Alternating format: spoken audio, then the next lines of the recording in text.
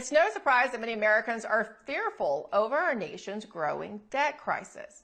So Rasmussen Reports went out and asked Americans who is to blame for the federal budget deficit. 23% of taxpayers and 23% taxpayers' unwillingness to pay more taxes, 68% politicians' unwillingness to reduce government spending, and 9% said not sure. Now, they followed up by also asking Americans how likely it is that delay in passing a debt ceiling increase will lead to the United States defaulting on its debt payments. And here's how that broke down. 28% said it's very likely, 29% said somewhat likely, 22% said not very likely, and 10% said not very likely at all. 11% said not sure. So let's bring in the head pollster for Rasmussen Reports, Mark Mitchell, to discuss. Mark, thanks for being here. I also want to, before we get into the whole context, pull up another question you asked. You asked which options would they rather the federal government take up. 38% sided with having Congress avoid a partial government shutdown by authorizing government spending at a higher level. 54% sided with a partial government shutdown until Democrats and Republicans had agreed to either cut spending or keep it at its current level, and 8% said they're not sure. So, look, I think it's encouraging that Americans, want us, the majority want us to be more fiscally responsible. It's just unfortunate that those numbers are not equally reflected in Congress. I come on here often, and one of the things I say is, wow, this latest set of questions is record-breaking. And I have to tell you, Emerald, today, they're not really that record-breaking. We've polled on shutdowns quite a bit because they happen a lot, including the longest U.S. government shutdown in history just, about 5 years ago. And we get really, except for Democrats, the same kind of numbers every single time, which is when you ask people if they want to see a partial government shutdown in order to achieve fiscal responsibility, about 50% say yes, and in the 30s oppose it. And that's absolutely the same today. And that's because voters have experienced these shutdowns and it doesn't really affect them. They don't really care. One of the questions we asked back in 2018 in the middle of that, I think it was over a month shutdown over Trump's border wall, is whether the shutdown had an impact on everybody's day-to-day lives.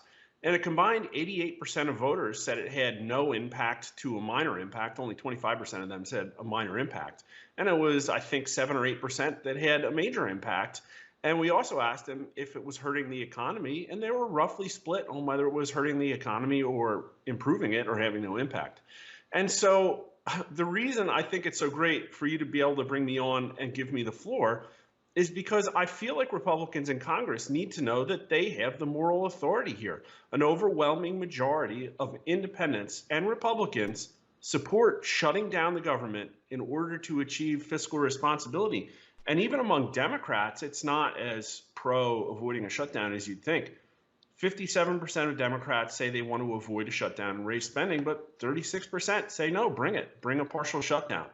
Now, one important point to note is that often I talk about the Overton window shifting, or maybe a less cynical way of saying it is that Democrats are really tapped into regime or mainstream narratives. Because we asked this question back in January, and Democrats were a lot more pro-shutdown then than they are now. And so really, they're the only ones whose numbers have shifted, and that 54% to 38% overall number is being driven tighter somewhat by then. But even back in January, the numbers were very much more even pro-shutdown than they are now. Voters want to see fiscal responsibility. They don't care if we have to shut down to get there, and they even don't really seem to care that much if we have to default to get there. So that's the reason we also asked the default question. And I think it's interesting to know at a top line that 57% of American likely voters think it's at least somewhat likely that we could default if we delay passing a debt increase and can't make our debt payments. I don't know how interesting that is by itself, but here's what is interesting. Among people who say it's very likely if we default, if a deal's delayed, still 1/3 of them want to see the government shut down. And among people who say it's somewhat likely that we'll default, they want to shut down 55% to 37%. And of course, the people who don't think it's likely that we'll default, overwhelmingly support a government shutdown.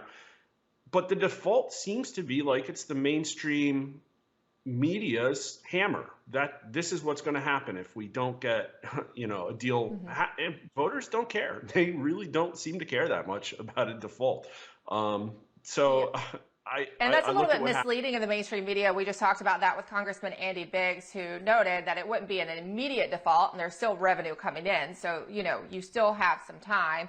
I think that maybe Americans just know we're on a collision course anyway, and it's going to happen at some point. So, why not just try to, beat the inevitable and try to fix it? I don't know. It'd be interesting. But that shift from January is very interesting. I don't know if you have any insight into why, people have seen the Democrats seem to have a less appetite for shutdown now.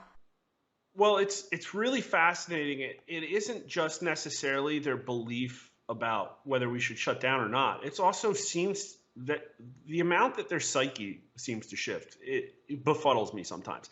Now, of course, every time we go out and poll, it's a different set of 1,000 people. And always it's a little bit of a mixed bag. But that question, which is more to blame for the size of the federal budget deficit? 68% of voters blame politicians. They say that they're unwilling to reduce government spending. And only 23% blame taxpayers' unwillingness to pay more taxes. Now, we're a relatively fiscally conservative country. I think a 68% to 23% margin makes sense there. But believe it or not, that margin's actually been a lot wider.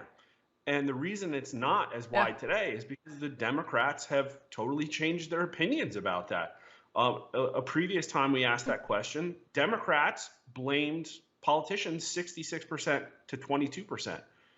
That's a 44-point margin. Today, in the numbers, they blame politicians more only by 47 to 40%, a 7-point margin. And of course, Republicans and independents barely budge on this. I think the delta there was a 5-year delta on that question.